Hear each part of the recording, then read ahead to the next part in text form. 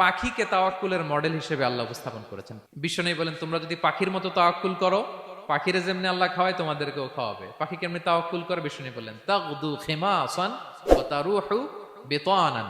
পাখিগুলো প্রতিদিন সকালবেলা কিচির মিচির রবে তার বাসা থেকে বের হয়ে জঙ্গলে ছড়িয়ে পড়ে।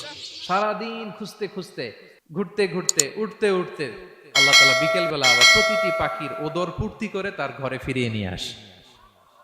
তো পাখি কি ঘরের ভিতরে বসে থেকে তাওয়াক্কুল করছে? সকালবেলা আগে কি করছে? বের হয়ে গেছে। তো আগে আপনার রোলটা আপনার প্লে করতে হবে, তারপরে আপনি আল্লাহর উপর তাওয়াক্কুল করবেন। অনেকে নিজেদের অপারগতা, অলসতাকে তাওয়াক্কুল বানিয়েছে। না, অপারগতা, অলসতা, কর্মহীনতা এগুলো থেকে রাসূল সাল্লাল্লাহু আলাইহি ওয়াসাল্লাম আল্লাহর কাছে পানাহ চেয়েছেন। এগুলোর সাথে ইসলামের কোনো সম্পর্ক।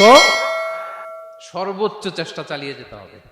এরপরে ফলাফলের জন্য আমরা কার উপর ভরসা করব?